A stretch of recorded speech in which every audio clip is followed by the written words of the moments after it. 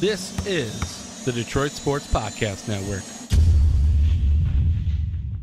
Hey everybody, this is Freddie Cohen of ESPN Radio. When I'm not talking about breaking news or breaking news on ESPN Radio, I'm always a fan and listen to the Detroit Sports Podcast, and so should you. All I want to know if you got your popcorn ready. Do you got your popcorn ready?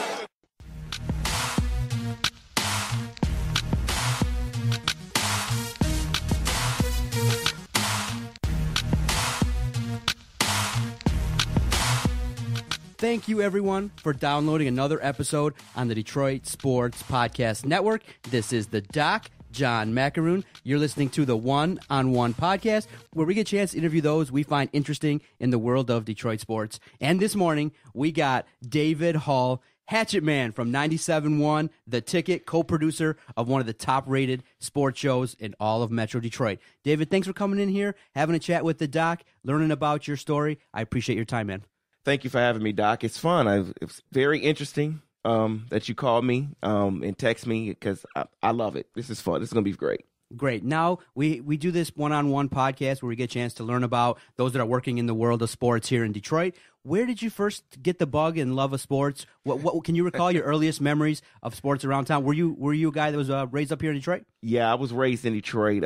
My dad was not a sports fan, but I kind of grew up a sports fan, loving the Lions, especially the Lions. The Pistons back in the day. My favorite player was actually Grant Hill, so he kind of got me into sports. He was a different kind of guy, and I became interested in sports. But my uncles were instrumental in me liking sports because we would go all the time. I would go to the games with them. My dad would actually take me to some games. Even though he didn't like sports, he would take me to Michigan State, which I'm not a Michigan State fan, but he would take me to Michigan State games. He would take me to Pistons games when I was a kid. And I just grew up becoming to love sports, and I began to talk about it with my uncles, and it just grew. Your earliest memories of some things that you recall with the Lions or the Pistons that stuck with you to this day? Funny thing you asked, because the first memory of the Detroit Lions is actually when I really started watching football about 95. I can't remember how old I was, about 9, 10 years old, with a couple cousins of mine. That was when they were getting ready to play the playoff game against the Philadelphia Eagles. And we were just so excited as 9, or they were 8, I was 9 or something like that. We were just so excited all day for the game, getting ready, outside playing football. And then the game began, and it was decent. And then at halftime, it was basically over. So we went back outside and played football. That was my first memory of Detroit Lions football. I guess that's fitting because of Detroit Lions history. But that is my first memory of the Detroit Lions. And you recall there was a lot of talk that, okay, we're going to go in there and handle the business versus the Eagles. And then you're like, dang, that's the performance they put That's up? exactly why we were excited. We said, wow, this is really our first time opportunity to really understand what football is. We were so excited, and then they lost like they did. So growing up, did you develop a love of sports that maybe you thought in the back of your mind that you could maybe have a career in sports? Not initially. I just, played video games, watched sports, and I was just, I liked it. And then I began to talk about it with my uncles, and we debated. As I grew up, we just debated and debated and debated, and I began to look at myself and say, wow, I'm pretty strong at debating this with my uncles. They're so much older than me, but I felt a confidence in debating with them, and I just said, you know what, I love talking about it. Just continue to talk about it, and I went further with it. And so then growing up, you're still a Lions fan and kind of the misery. And I know we came in contact with you because you're friends with one of the podcast hosts here, Jerry Mallory. And in high school, you guys developed a relationship around the fact that one of the best players, the best running backs of all time, Barry Sanders, is like, okay, I'm good. See y'all later. Yeah, that was interesting because the summer that Barry Sanders retired was 99, getting ready for my 9th grade year. And I was at my uncle's house down in Indiana.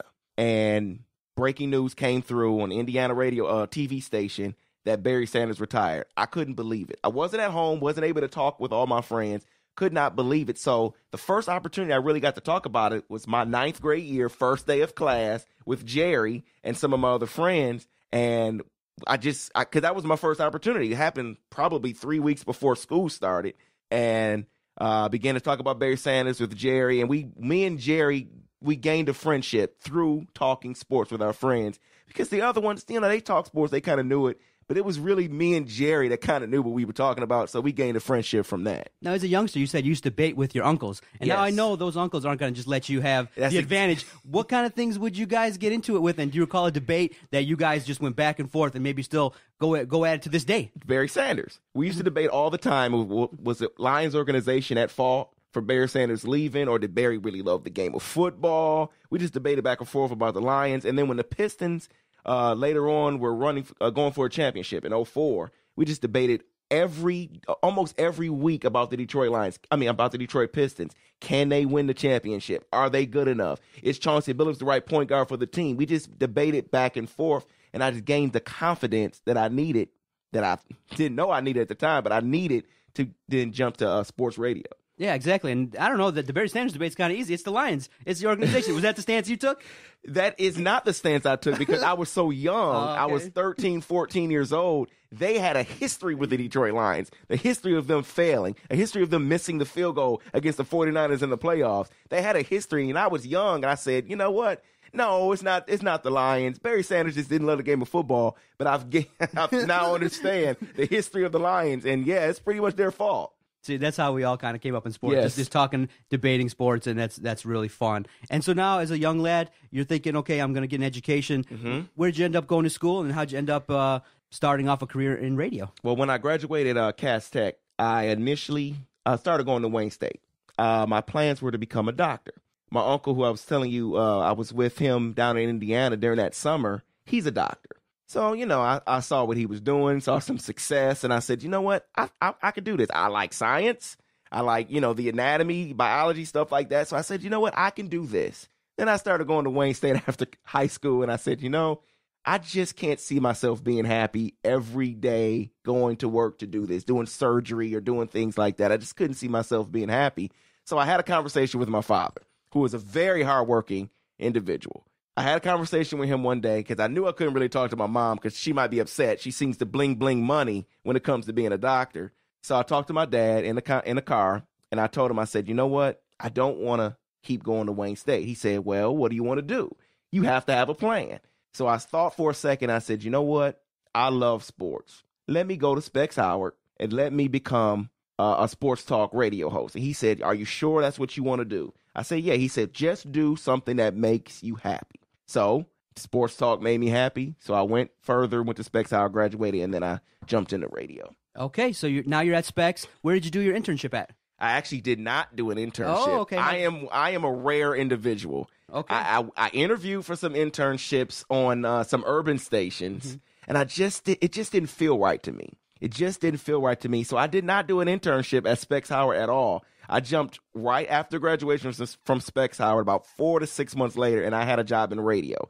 That is unheard of pretty much. You need to kind of do an internship. I didn't do an internship. I just jumped straight into a job. Okay, that's strange. That is strange. That's very good, and maybe it speaks to your talents. And maybe we'll see. We'll see. We'll hash it out here in the next hour or so. So now, your experiences at Specs Howard, what kind of led you into what kind of experiences did you have there that kind of helped you now working in radio? What'd you learn at Specs? I learned a lot at Specs. Learned a lot of course, about how to do a radio show. But there was something that was interesting. Every Wednesday we had a 2-hour block, actually it was the entire evening of class, where we had to run a radio station, whether country, I believe it was a top 40 station, a couple other stations. And Wednesday was actually the day where my teacher wasn't there. It was a substitute teacher.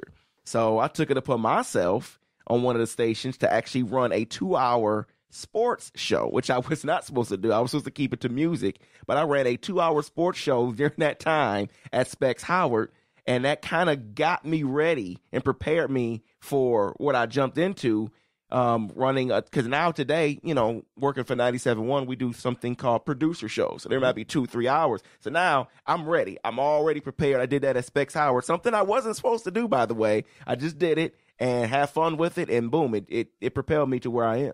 Now, growing up, were you a fan of sports radio now? Because you said you came up now in 1995. That's when this thing took off here in Detroit with WDFN, and people just gravitated towards it. Yeah, I used to listen to WDFN all the time. I listened to Stoney and Wojo was my favorite show on that station. But Sean Belize I listened to.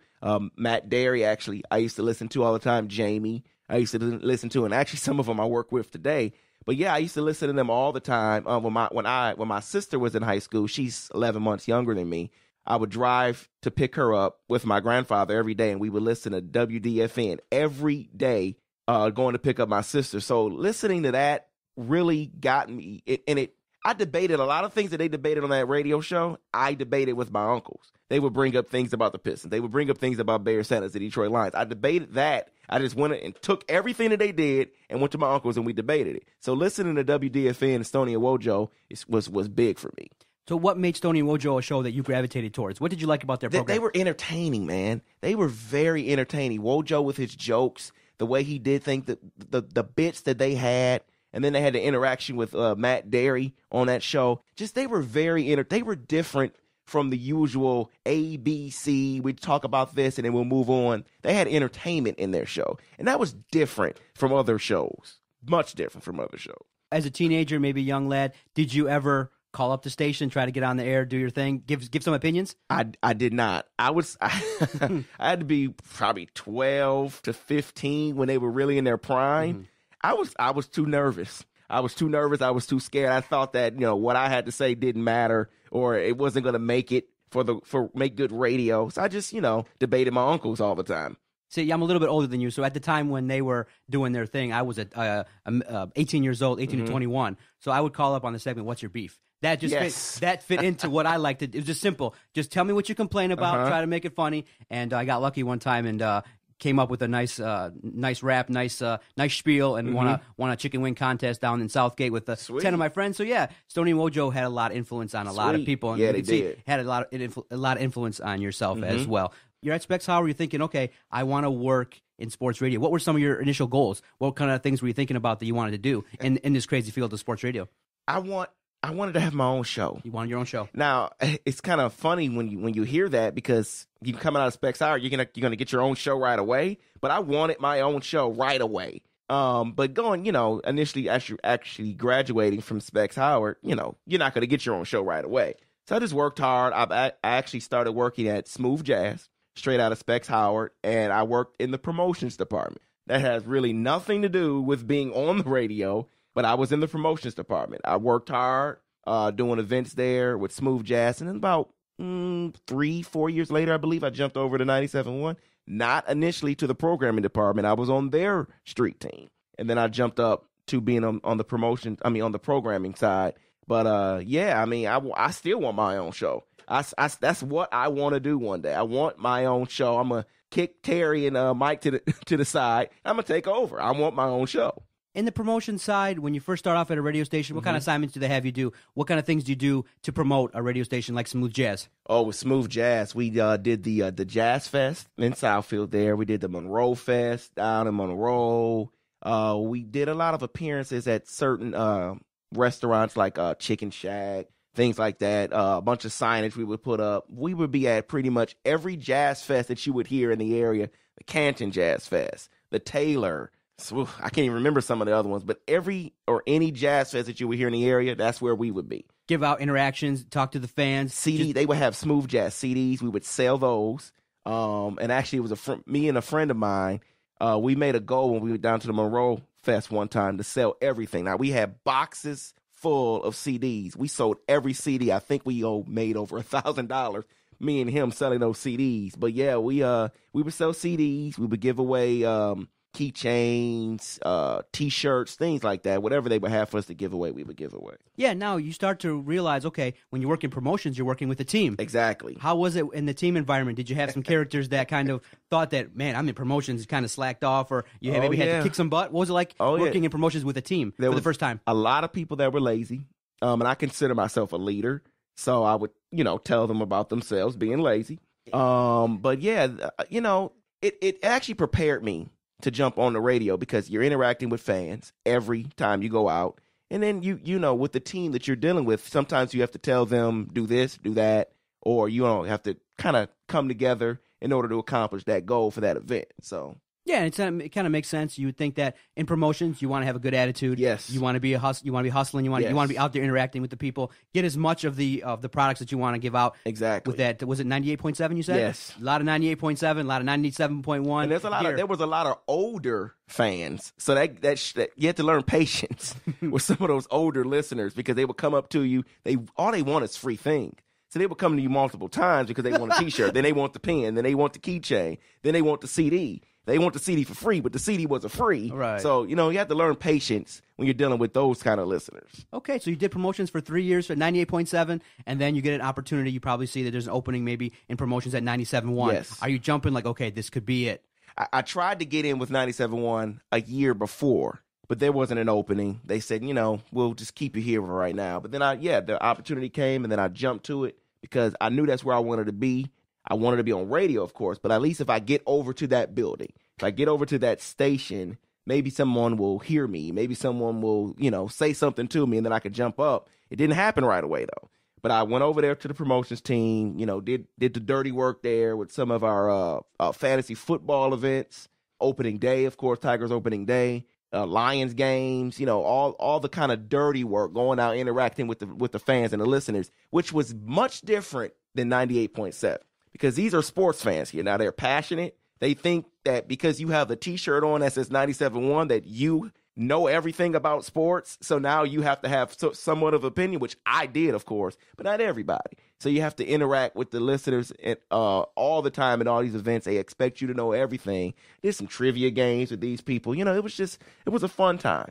Yeah, and you did it, for 3 years. So obviously you had that passion, you had that drive, and then you get the opportunity now to get into programming. How did you make that transition from promotions into, now are you pestering management? I want this opportunity. Are you emailing? How are you getting into saying, because like I said, relatively speaking, your track is a little bit different than most. Yes. Whereas you hear a lot of people say, you got to pay, hit the pavement, do a lot of work, maybe go off to small towns like Albany, New York, or far away to become like a big fish in a small pond in order to get into this game. How did you make that trek up into programming? Well, initially I didn't email the programming director. I didn't even hardly speak to him. I just did my job on the promotions team. But I think we hit January of one of those years. I can't remember. And I just told myself, how in the world am I going to move up if I don't speak to someone? Yeah. So I just happened to go in his office one day, tell him, my goals, my dreams. Didn't initially move up, but at least he knew what I wanted to do. Then an opportunity came, and I jumped to it. And Is this jumped. Mr. Jimmy Powers? This was Jimmy Powers at the time, yes. And the opportunity came, and I jumped to it, and I began working part-time on the programming side, answering phones, running the board, anything. That's what I would do. But I also told myself that I have to go beyond. I have to do the extra. And during, the Tigers were going in the playoffs a lot during that time. So I did the extra, stayed, didn't even get paid for it, stayed, threw in sound for the Detroit Tigers playoff run. Almost every game I was there, not even getting paid, throwing in the sound because I wanted someone to see that, okay, he's really trying to do something here. So, that's what I would do there. So the old adage, you worked hard, you showed enthusiasm, and you finally got the gumption to speak to the boss. Because remember, I had no internship. Yeah. So I'm coming in here below everyone. Everyone pretty much that was on promotions or already part-time with the programming department had interned there. So they already had a foot in the game already. They were ahead of me. So I had to show some extra effort. So that's what I did there. Some early work they did was call screening. So you get to hear some wild opinions, and your job as a call screener is what? To facilitate on a radio show. I see your chuckles. I know you're going to be like, oh, my God, some of these opinions. Well, yeah, some of those opinions are different. Yep. They're interesting. But my job as a phone screener is actually to be the face kind of the station. Not to be mean, not to be rude.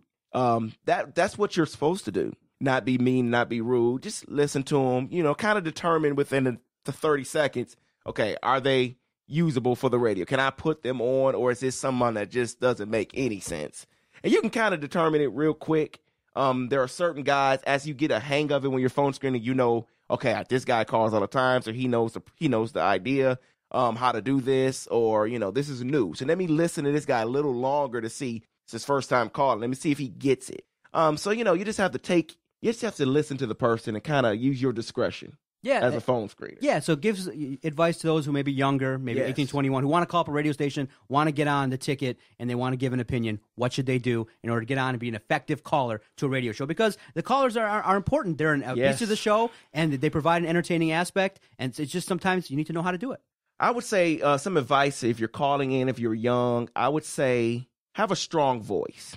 Have a strong voice along with your strong opinion. Everybody doesn't have to be yelling. Everyone doesn't have to have a, this is what you don't have to yell, but you do have to have a strong opinion. Because this is what I usually do as a phone screener.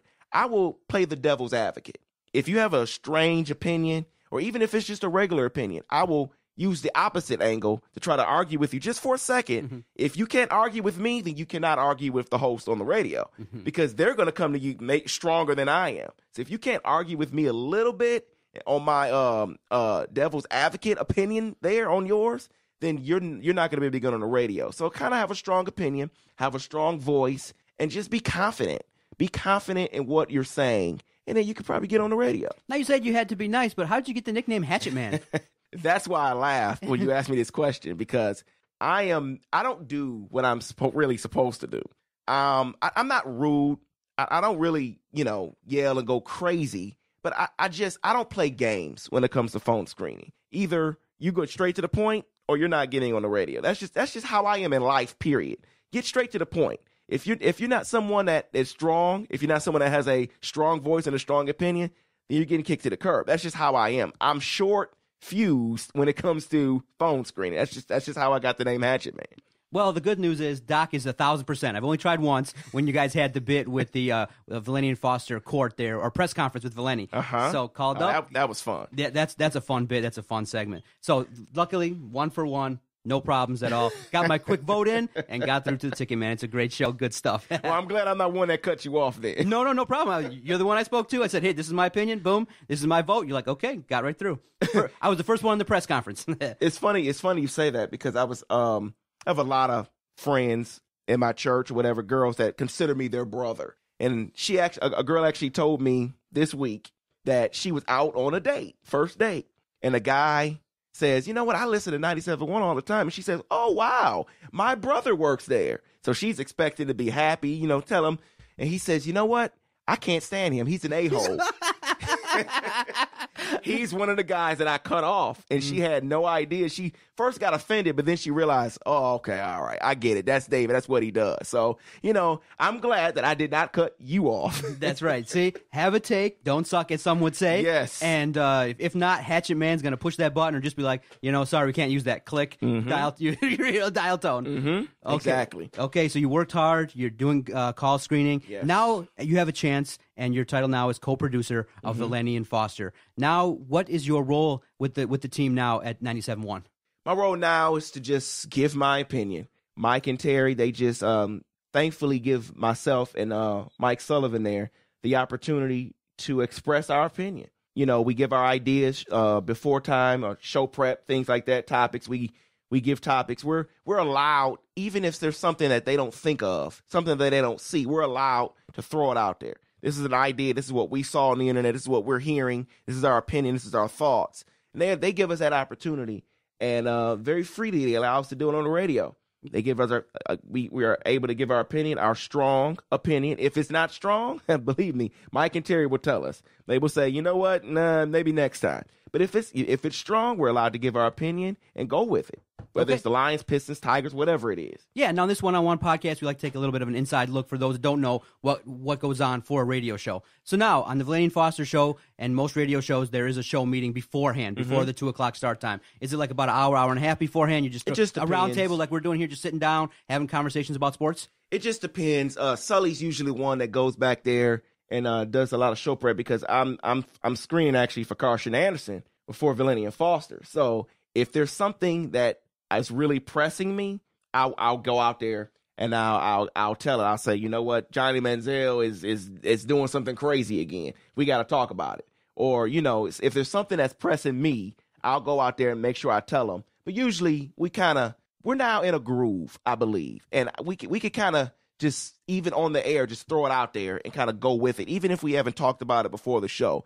But pretty much before the show, Sully, they talk and they kind of go through some things that we want to do, some things that we might do. You know, they just go through it then before the show. Yeah, now we spoke a little bit before we started today, and you said that really a blessing is you got top-rated hosts at 97.1. Yes. It's a station that's been there. It's established. And these guys, you know, Valenti and Foster, do a show from 2 to 6, and they actually allow you and Sully to have a strong voice. Did that naturally evolve in terms of just a couple interactions that you had and it picked up, or did you go to them and say, hey, you know, is there an opportunity? How did you become more of a on-air voice at 97.1? Well, actually, it was Mike Valenti. He came to me. This is before I was working on their show. He came to me. He said, I want you to work with the show. I said, okay, wow, okay, fine. He actually gave me the nickname Hatchet Man. I guess me working, and he would hear me screening calls, and he would say, you know what, I kind of like that guy. So he came to me and said, you know what, I kind of want you to work with the show. I like your voice. I like your opinions. You're very strong. So I want you to work with me. So that's kind of how I began. And initially I wasn't talking on the radio. Initially I was just screening the calls, because in our old building, our screener room was in a different area. So I was just screening calls or whatever. And then when we moved to our new building, kind of had more opportunity to speak. And he said, you know what, if you have something, say it. Don't worry about who's going to say this, who's going to say that. If you have something, just say it. So that's what we do. That's it, and it comes across. You know, I think even Mike even said it on the air. He's like, you know what, we're a well-rounded team now. Yes. You can tell on the air that you guys have a little bit of a cohesion, and you guys are hanging out now after the show. You're having some fun. So really, you know, in order to make a good show, you have to really be a good team, and it sounds like you four are having a lot of fun doing the thing. It's a lot of fun. We have a lot of fun. Not on the radio. We have a lot of fun after the show when we go out, interact, when we go out to dinner or whatever. We have a lot of fun together. You've become a little bit involved in terms of some bits. One of the funny bits was you and Sully trying to compete as to who could eat the most, you know, cider donuts. Man, they did not pull. A bad day. They did not pull no punches, man. They brought in a ton of donuts. Where did that idea come from? And you're like, oh, okay, how'd that idea come out? And how many did you throw down, man? I think the idea came because of Mr. Young Sullivan. He was cocky a little bit, and he says, you know, I could eat a whole lot of donuts. So, you know, I challenged him. I'm never going to go down without a fight. So I challenged him. I said, you can't do it. So I think they overestimated, though, because they bought, I think, I can't remember how many donuts, but it was like 4 huge boxes of donuts that they purchased. And when I saw them, I said, okay, I'm good. But then as I began to eat, couldn't do it.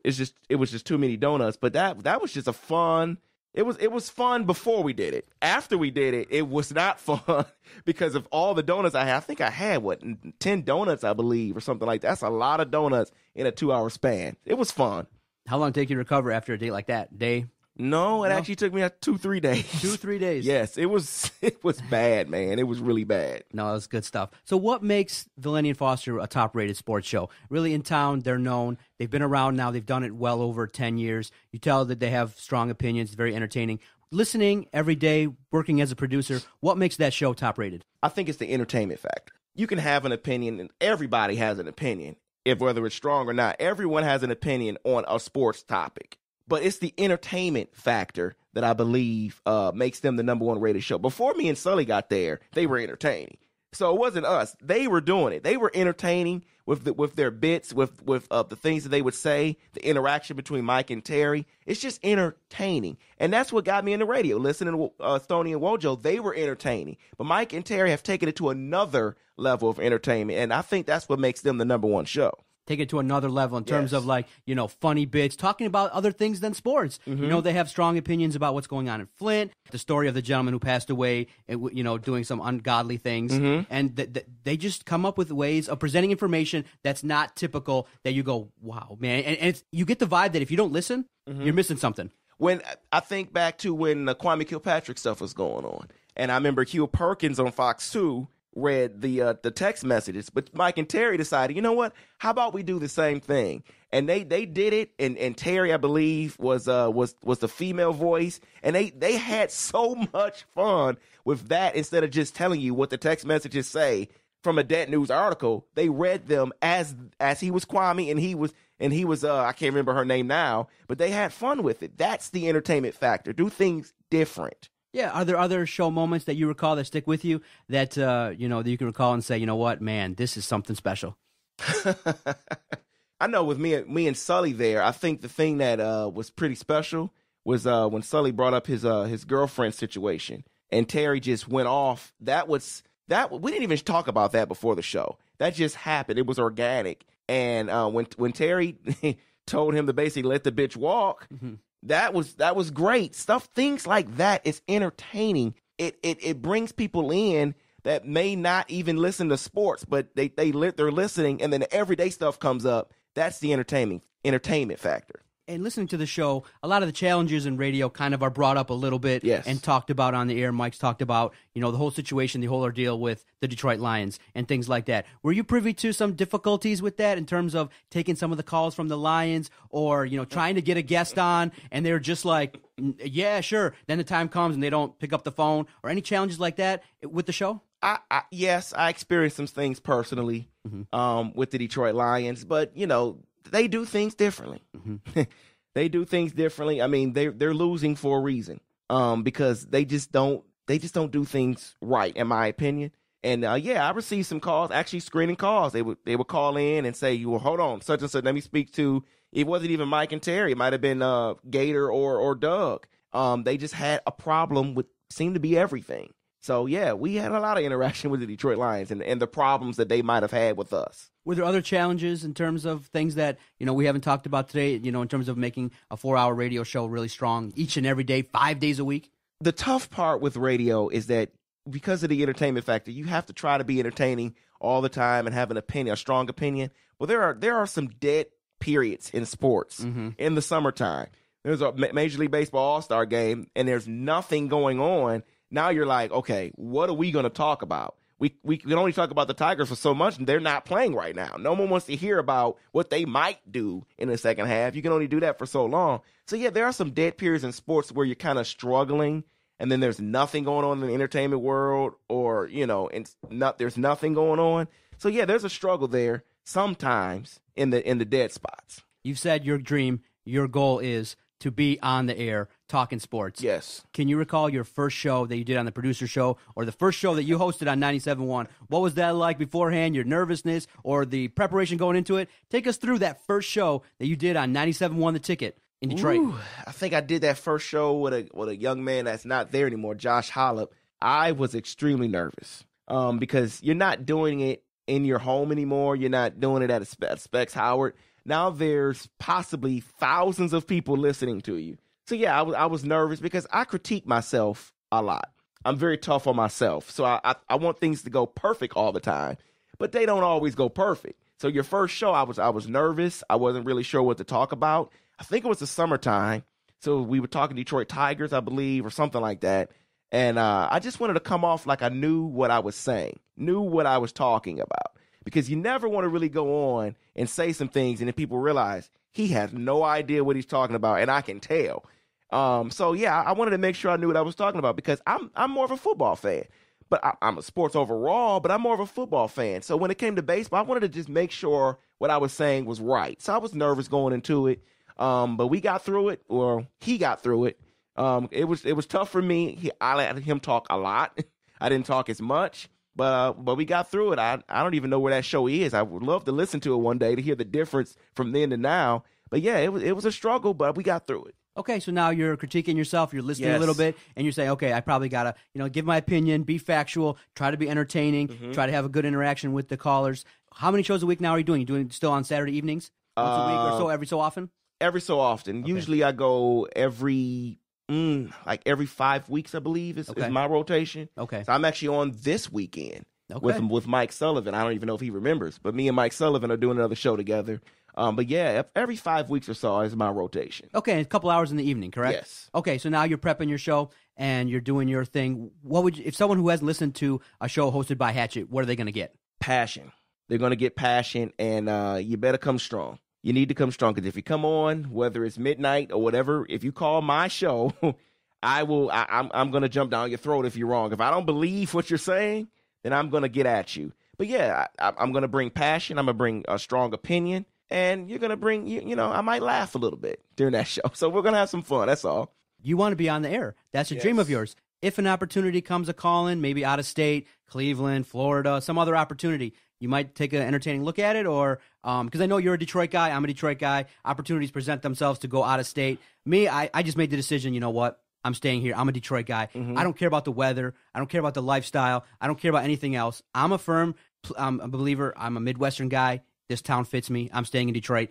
For whatever opportunities might be out there, the lifestyle in California, Florida, weather, I'm a Detroit guy. I'm staying. What's your thoughts on that? I'm kind of grounded. I'm kind of here with my family, my 2 boys, my wife, my mom's here. Everybody is here. All my cousins, pretty much, except for a few of them, are here. So I'm kind of grounded as a Detroit guy. If a giant opportunity comes, though, I might jump to it. But as of right now, I see myself staying here in Detroit. Perfect. And now what are your goals now currently? Now you've been at 97.1. You're firmly implanted as part of the team. What are your current goals? I still want to have my own radio show. I want to continue for my name to kind of grow out there and everybody kind of hear who I am, maybe, so that I can expand myself outside of 97.1, possibly, maybe, But I just want to keep doing working well with them and just expanding my brand a little bit. All right, let's get into some hot debate because that's what you like to do, and let's get into it. You love football. Big news. Calvin Johnson's retiring. And this is a story that really a lot of people like to talk about because it has so many branches. Yes. Talking about the organization, talking about player safety, talking about a gentleman who has so much money in the bank, motivation. It has a lot to sink your teeth into. Yes. Your thoughts on this whole Calvin Johnson ordeal and what's been happening now since the 2015 season ended? Well, my initial thoughts were the Lions organization, they've done it again. They forced the guy out before his time. They ruined his talents, basically. But it's kind of tough when you're that big. In order to tackle you, they kind of have to go at your legs. So he's dealing with a lot of health problems. He seems to be walking like a 50-year-old. He's banged up. And initially I thought, the Lions organization did it again. But then when you really look at it, you really look at some of the big games he's played in, or somewhat big games he's played in, he's damaged. And I think he wants to leave as healthy as he is now. He's walking as a 50-year-old, yes, but I think he wants to walk away now so that he doesn't have long-term situations. He's getting married in the summertime. His mother is integral in this decision because I believe she's a doctor down in Georgia, and she's key and she's big about education. And I think he wants to stop playing football so he can be healthy, finish his degree, and then do some things with his foundation. Because he's big in the community. A lot of people may not understand that. Average fans might not get that. But he's huge in the community, and he's not going to leave the area. He's still going to do things for charity and things like that. But I think he's banged up. He wants to be healthy. Yeah, and then also, too, some people say, well, it has to be either or. He wants to walk away because he's banged up, and then or it's because the Lions organization is terrible as a whole. I think as part of the formula, I think when you just put everything on the table, if the Lions organization was on the precipice of a Super Bowl, he ain't leaving. I agree. I'm telling you, losing takes a toll on you year after year after year. Could you imagine playing football 9 years and losing that much, and wanted to get up in the morning and lift weights, getting up early, 6 o'clock? I mean, it's not easy to be a professional athlete. I think the losing had to take a toll. I think it does take a toll when you add the injury to it. Because I think you're right, if they were on the precipice of winning a Super Bowl, maybe they just lost in the NFC title game. And he says, you know what, I'm kind of banged up. I'm not sure. But he'll see that and say, you know what, one more year. But you're right, losing it may take a bigger toll than actually his health. Because he looks at it and says, why would I get banged up? Why would I continue to get hit like this if I'm not even going to make the playoffs? He's only played, I think, 2 games more than the minimum in his career because the Lions organization is bad. They've made the playoffs only twice in his career. That's not good. And he probably sees it and says, that's a waste of time to injure myself, maybe only play 10 games, 12 games to not make the playoffs again. Losing will take a toll on you. I think it has with him. Yeah, so what's up with our Detroit Lions? You've been a fan since 1995. I think now I hear that there's rumors of a documentary talking about the losing of the Detroit Lions and the fans. People are starting to say, okay, when you lose for that long, one playoff win in so many years, 58 or 59 years, you just have a culture of not being successful. What's up with these Lions? And now, and we'll hopefully get a chance to talk about the future, but what has gone on with this organization that we all love? When I say this, I don't want people to take this the wrong way, but they are a family-run run organization. And you could do things as a family and kind of keep it in the family, but when they've done it, they're loyal, too loyal to their friends, to their family. When they're giving jobs, they just hired Rob Wood. He's a family friend, basically, that was running their estate. So they still kind of are doing the same thing where things stay in-house. With they were too loyal to, I can't think of his name now. Matt Millen. Matt Millen. They were too loyal to Matt Millen. They were too loyal to the coach in the 90s. I can't think of his name right now. Wayne Fontes. Wayne Fontes, thank you. They were too loyal to these individuals. And when you're too loyal, they needed to get rid of Wayne Fontes 3 years probably before they got rid of him. When you keep these guys because you're friends with them, your organization is going to continue to lose because you don't have winning in mind. You have, this is a buddy of mine, so let me keep him on. But you should be about winning. The Giants organization is a family-run franchise, and they do things differently. They want to win. Whether you're a family friend or not, they got to get rid of you. Tom Coughlin was there for a long time. He won 2 Super Bowls for them, but they got rid of him because they were tired of losing consecutively, and they wanted to move on. That's what the Lions organization has never done. They're too loyal. Exactly. They're too loyal. Now, I guess the stat that you can look to when you talk about Wayne Fontes is, how do you have a coach who has the most wins in your organization as well as the most losses? Think about that. He's stuck around long enough to get a lot of wins, but also to have the most losses? Come on now. That's the problem. They would make the playoffs. The Fords would be happy, and then they would not make the playoffs the next year. They'll say, oh, that's okay. We'll rebuild. We'll start over again. You can't keep doing that. You kind of have – that's the thing with Jim Caldwell. My thing with him was continuity. You kind of need something. He was building something, and then they had some injuries this past year. But with Wayne Fontes, they didn't really have too many injuries the years they were losing. They were just bad because the schedule back then, you would have an easy schedule, then a hard schedule, an easy schedule, and they would always fail during the hard season years. You can't have that. You have to build to win long term. They never did that. And you have an organization that goes out and they tried. In the early 2000s, they went out and they said, okay, maybe a former player, a gentleman who had playing experience, Matt Millen, comes in. They tried, but he had no general manager experience. None. So that first 5 years, we just did a podcast yesterday, and we just went over, the 2003 draft, and we looked at some of the names that went after. I know you can say, well, it takes time to develop, but when you have a draft and you're drafting Boss Bailey, R2 Spinner, and you start looking at the other Pinner. Yeah, you start looking at the names, you go, back in 2003, how did Matt Millen earn an extension after what he put on his record? Because they're too loyal. Yeah. They felt, you know what, he didn't have experience, but he's kind of gaining the experience, so let's give him an extension and see what he does after that. He didn't show anything before the extension that was telling anybody, you know what, we're building something. We're moving in the right direction. They weren't moving in any direction. They were actually going further and further down. Matt Millen was awful. They didn't see it, though, because they were friends with him. They liked him in the booth. They liked talking to him about football in his heydays. But they didn't realize he doesn't know how to be a GM.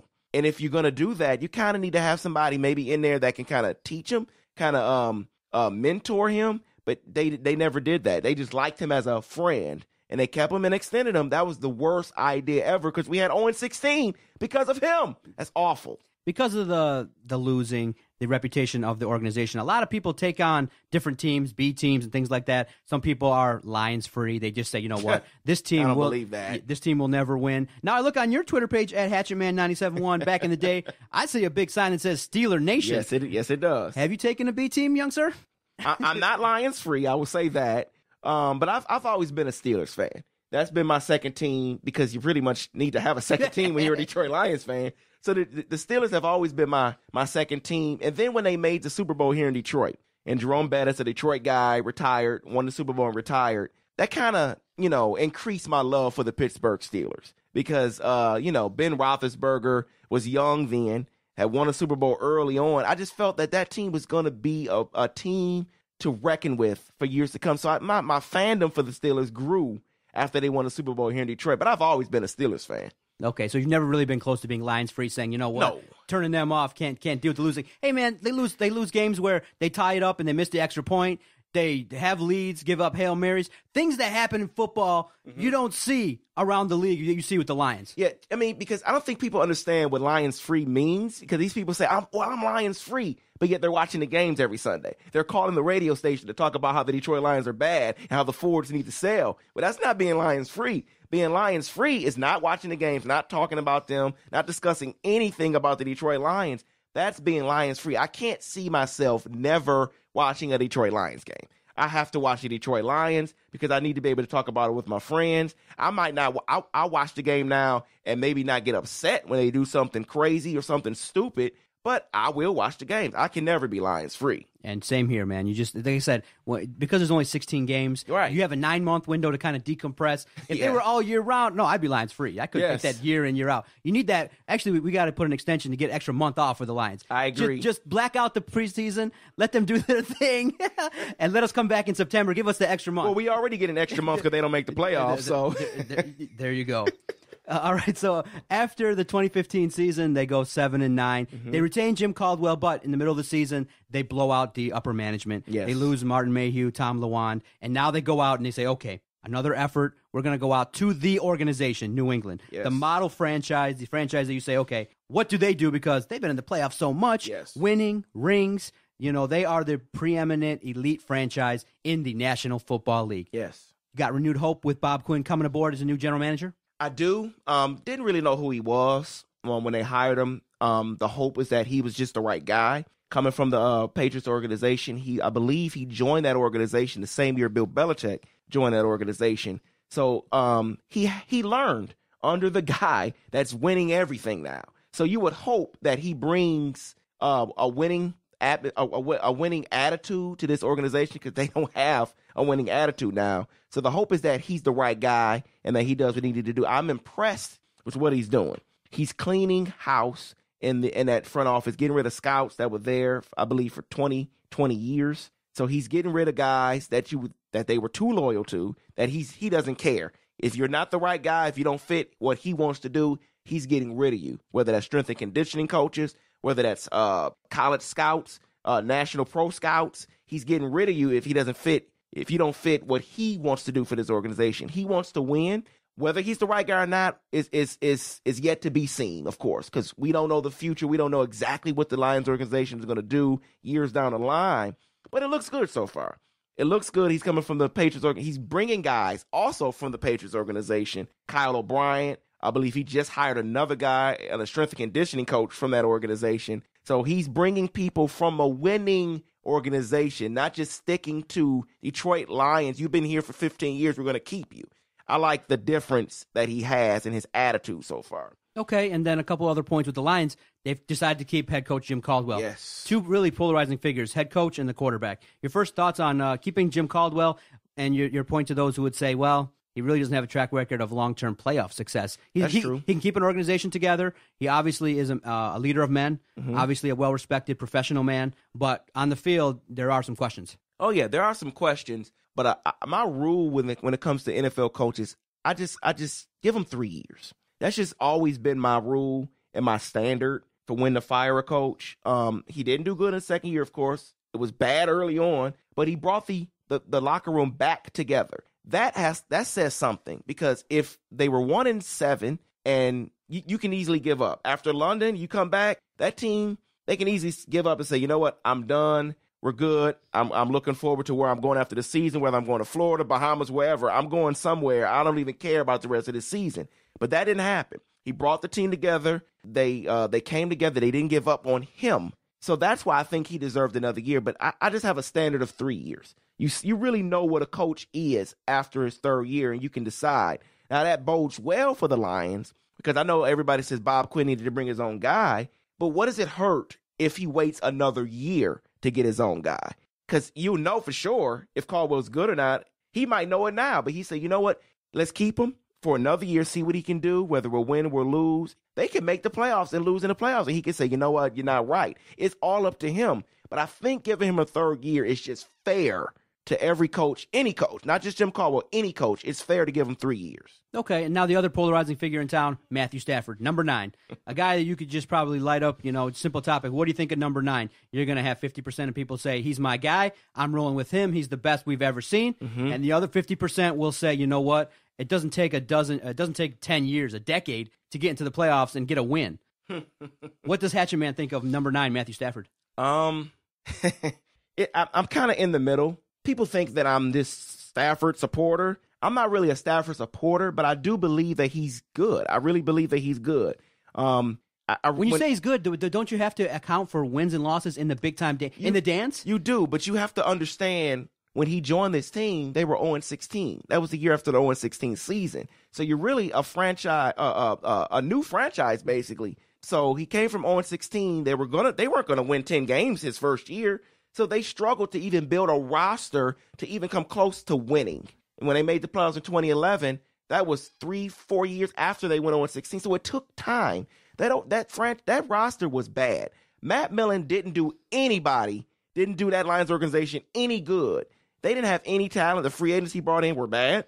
The draft picks he brought in were gone. They were horrible. So when you bring in a guy after an 0-16 season, he's not going to win right away. So I've looked at his record from 2011 on. He's decent. Yes, he still hasn't beat a winning team. They beat the Packers this year. So he's beaten a team with a winning record finally. But I think Matthew Stafford is a decent quarterback. You don't need to have a Hall of Fame type quarterback to win a Super Bowl. I mean, Joe Flacco. I mean, Trent Dilfer. So you can win a Super Bowl without a Hall of Fame type guy.